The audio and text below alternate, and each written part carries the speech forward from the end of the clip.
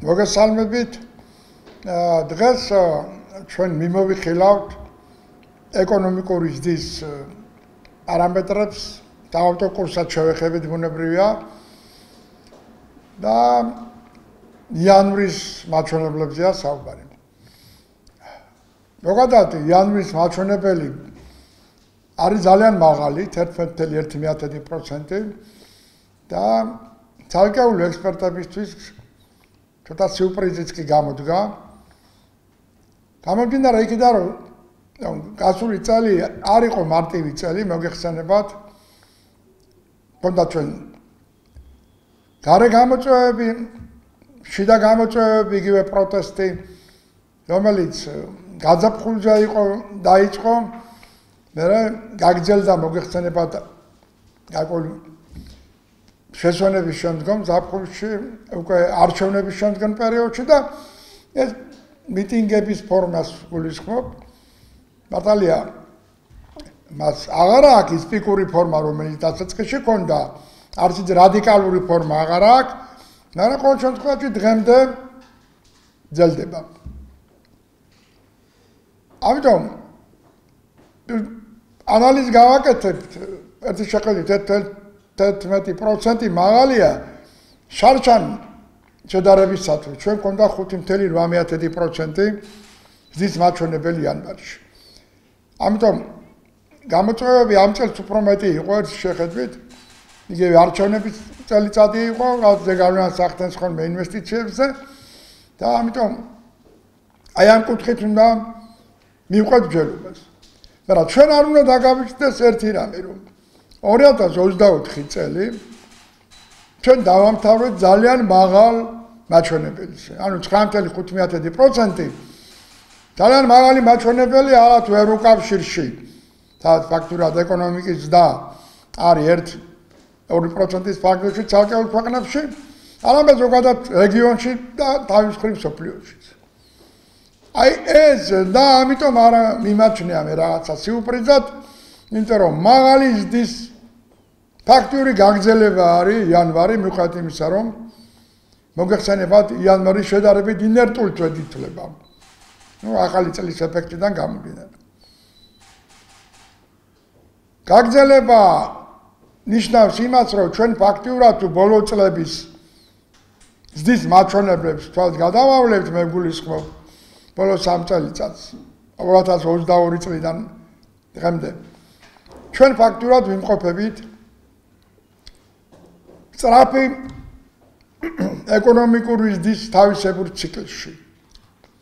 ეს ნიშნავს იმას, რომ წელიწად ჩვენ მაღალი ზრდა გვექნება, ჩემი პროგნოზით, აქ შემიძლია ვთქვა, ის ალბათ იქნება ორნიშნა ზრდის ფარგლებში. და მეორე ფაქტორი, რომელიც უკავშირდება მაღალ ზრდას, რატომ აქ ეს მოლოდინი პოზიტიური, იმიტომ რომ ეკონომიკა თავისებურად მაინც გადაეწყო ამ მაღალი რისკების ზონაში. ანუ მიუხედავად აი ამ საპროტესტო მუხტისა და ცალკეული თქვათ საერთაშორისო ზეგავლენისა, მე გულისხმობ ევროპელი და ამერიკელი პოლიტიკოსების განცხადებებს საქართველოზე, არჩევნებზე და ამ შემდეგ ეკონომიკა მოახერხა ადაპტირება აი ამ გარემოსთან, სხვანაირად ეკონომიკა ვერ გაიზრდებოდა ესეთ მაღალ მაჩვენებელში და რაც ყველაზე მნიშვნელოვანია, მოსაზრებები, რომ ეს და შეიძლება იყოს მანიპულაციური, მე აქ გულისხმობ ცალკეულ ძირითადად ოპოზიციური განხრის ექსპერტების შეფასებებს. ოპოზიციური ექსპერტების შეფასება ერთი მხარეა, მაგრამ მანიპულაციური რო იყოს, ჩვენ უნდა შევხედოთ, როგორ ფასდება საქართველოს ეკონომიკა ბოლო წლებში. ვინ აფასებს ესე ვთქვათ? არბიტრი საერთაშორისო დონეზე, ვინც ქართულ ეკონომიკის ძირითად მაკროფაქტორებს აფასებს, დას პირველ რიგში, ეს არის მსოფლიო ბანკი და საერთაშორისო სავალუტო ფონდი. პლუს ძალიან ავტორიტეტული სარეიტინგო სააგენტოები, რომელიც ქვეყნებს აფასებენ სხვა პარამეტრით, მათ შორის საკრედიტო რეიტინგის მიხედვით. ანუ გადახდის უნარიანობის მე. ეხლა წლის დასაწყისში იგივე სავალუტო ფონდი აკეთებს ხოლმე თავის პროგნოზს ეკონომიკის განვითარებაზე. და მაგალითად ჩარჩანაც ჰქონდა პროგნოზი, წლის დასაწყისშიც იყო დაახლოებით 5%-ის ფარგლებში და შემდეგ ჩვენ ვნახეთ, რომ რამდენჯერმე დაკორექტირდა და ბოლო პროგნოზი უკვე 7.9%-ზე მაღალი იყო უკვე აგვისტოში. და ბოლო ჩვენ დავამთავრეთ 9.9%. ამას რატო უსვამ ხაზს? იმიტომ რომ манипуляция რო არსებობდეს როგორც ესეთი. არც ერთი ეს ავტორიტეტური ორგანიზაცია არ წავა საკუთარი რეპუტაციის წინააღმდეგ. ანუ მათ თუ აქვს რაღაც ეჭვი, ისინი ბუნებრივი აღარ დააკორექტირებენ იმ საწყის მაჩვენებლებს მომავალში დის მიმართულებით. ეს ერთი. მეორე, იგივე სარწმუნოების სარეიტინგო კომპანიები და გულისხმობ დიდ სამეულს ესე თქვა, ფიჩი იქნება თუ მუდი იქნება. საქართველოს სუვერენული რეიტინგი მოგეხსენებათ, კი არ გააუარესეთ, არამედ დატოვეს სტაბილური პერსპექტივის ფარგლებში. ანუ მოლოდინი მათ ისედაც არ ქონდათ ნეგატიური. ეს ზდას როცა საუბრობ და ეკონომიკის თავისებურ გადაწყობას არსებულ გამოწვევებთან, ბუნებრივია ეს ფაქტორები არის მნიშვნელოვანი. ეხლა და გამოიწვია პირველ რიგში გავაკეთოთ ანალიზი, არა მხოლოდ სავაჭრო ბრუნვამ. რაც არის ხოლმე აქცენტი გაკეთებული, თუმცა მნიშვნელოვანია. არამედ დღეს გადახდელ საწარმოთა ბრუნვამ, რომელიც დაახლოებით 15% არის გაზრდა. იანვარს გულისხმობ. ახლა ლაპარაკი იმაზე, რომ ესე იგი ბრუნვა კი გაიზარდა, მაგრამ შემოსავლები შემცირდა. ესეც არის ცოტა მე რომ მკითხოთ საეჭვო, უბრალოდ ნაკლებ არგუმენტირებული. გამომდინარე იქიდან, რომ კომპანიას ბრუნვა თუ ეძდება, მათ შეიძლება შემოსავლები ორ შემთხვევაში შეუმცირდეს. ან იმხელა შემოსავალი არ ქონდეს. ანუ მოგება არ ქონდეს იმხელა, უბრალოდ სწორედ. რა შემთხვევაში თუ იქნებოდა მაღალი ინფლაცია. აი მაშინ ჩვენ შეგვიძლია გვეთქვა, რომ კომპანიებს შეუმცირდათ ერთ შემთხვევაში მოგება და მეორე მხრივ ბრუნვა გაზრდილი არის ინფლაციის ფაქტორის გამო. მაგრამ ჩვენ ხედავთ, რომ ინფლაცია არათუ მაღალია, არამედ ჩვენ გვაქვს მიზნობრივზე დაბალი, მე 3% გულისხმობ მიზნობრივს. გასულ წელსაც, მიმდინარე წლის დასაწყისში და ბოლო 2 წლის განმავლობაშიც. ანუ ინფლაციის ფაქტორი ვერ იქნება გაზრდილი ბრუნვის მაპროვოცირებელი. ანუ ინფლაციის ეფექტი აქ ჩვენ უნდა გამოვიწყოთ. აქედან გამომდინარე ბრუნვა გაზრდილია, რაც შეეხება მოგებას და შემოსავლის შეიძლება შემცირდეს კონკრეტულ სიტუაციაში, მაგალითად კომპანიებს იმ შემთხვევაში თუ უწევთ გარკვეული ვალდებულებების გასწორება. ეს ეხება კრედიტებს პირველ რიგში, რომელიც მათ პერიოდულად ჭირდებათ საბრუნავი კაპიტალის დასაფინანსებლად თუ ძირითადი საშუალებების შესაძენად და ბუნებრივია ამ ფაქტორმა შეიძლება იქონიოს ზეგავლენა მოგებაზე.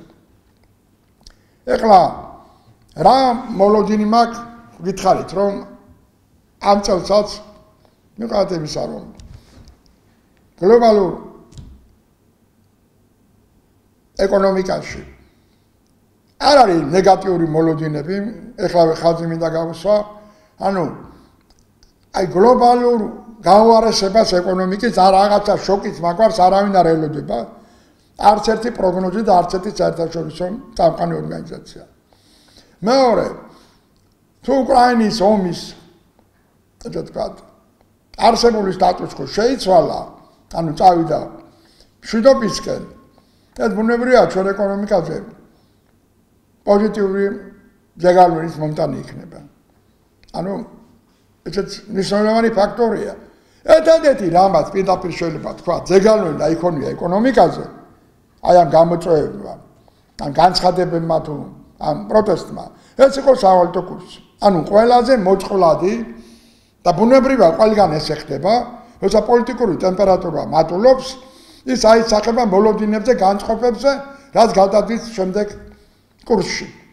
აი ლარი გაუფასურდა მოგეხსენებათ, როდის იყო ყველაზე დიდი ხევა ლარის გაზაფხულზე, როცა იყო დაიწყო ეს პროტესტი და პიკური სიტუაცია იმ პერიოდში და შემდეგ შემოდგომაზე მოგეხსენებათ, სექტემბერი, ოქტომბერი, ნოემბერი იყო ლარის კურსის ესე ვთქვათ, გარკვეული მერყეობა და მოგეხსენებათ მაშინ ეროვნულმა ბანკმა გაითავისა რა ამ რისკის ფაქტორი მოახდინა ბაზარზე ინტერვენციები საკმაოდ დიდი მოცულობით, ახლა მილიარდზე მეტი იყო, არ არის ცოტა პატარა მაჩვენებელი, მაგრამ ფაქტურად აღმოჩნდა, რომ ეს სტრატეგია სწორი იყო.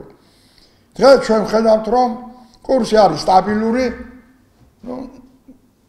გასული წლის მეორე ბოლოდან დღემდე ფაქტურად არის, აქვს სტაბილური ქცევა, არა აქვს მას რაღაცა რყევები, ესე ვთქვათ. და აქედან გამომდინარე, ესეც არის ერთ-ერთი მნიშვნელოვანი ფაქტორი ეკონომიკური ზრდის ეფექტისა. როცა არის მაღალი ზრდა და მაღალი ინფლაცია, პირობითად შეიძლება ვთქვათ, რომ იმ ეფექტს, რომელსაც მაღალი ზრდა იძლევა, შეიძლება გაანეიტრალოს მაღალმა ფასებმა, ანუ ინფლაციამ. ჩვენ არ აგვაქვს ეგეთი ფაქტორი, პირიქით ინფლაცია დაბალია და ზრდა, ანუ ეს ზრდა სხვადასხვა ფაქტორებშიც არის ასახული, სხვადასხვა შემცირებულ უმუშევრობაში, რომელიც ისტორიულ მინიმუმზე იყო გასული წლის ბოლოს მონაცემებით, ასევე გაზრდილ საშუალო ხელფასში, ეს არის ზრდის ერთ-ერთი, ესე ვთქვათ, გამოხატულება და ბუნებრივია ჩვენ ამ ფაქტორებს ვაფასებთ ამ კუთხით, ანუ უფრო პოზიტიური კუთხით. რაც შეეხება სავალუტო კურსს. გითხარით, რომ სავალუტო კურსმა ყველაზე ესე ვთქვათ, ტურბულენტური პერიოდი გაიარა გასული წლის ბოლოს, როდესაც დაიწყო გარკვეული რყევა, მაგრამ დღეს კურსი არის სტაბილური მიმართულების და არც რაიმე გაუფასურებისკენ აქვს მოლოდინი. რატო? იმიტომ რომ ჯერ-ერთი მაღალი ზრდა გვაქვს. რომელიც ერთ-ერთი ფაქტორია სხვათაშორის კურსის დინამიკის. მეორე რამე საგარეო ფაქტორი, თქვათ, არ არის მოსალოდნელი, მით უმეტეს პირიქით გეუბნებით, თუ პოლიტიკური პროცესები მსოფლიოში უფრო მშვიდობისკენ გადაეწყო, ამ შემთხვევაში არც გლობალური ფაქტორის ზეგავლენა იქნება სავალუტო კურსზე. ნუ ძირითადად დოლარის კურსი იღებენ ხოლმე, მაგრამ ამერიკაში პირიქით ჩვენ ვხედავთ, რომ რაიმე აქ არ არის მოსალოდნელი, პირიქით პოზიტიური მოლოდინებია იმ განცხადებებიდან, რომელსაც აკეთებს ტრამპის დღევანდელი ადმინისტრაცია. ეს არის ჩემი შეფასება. დიდი მადლობა ყურადღებისთვის.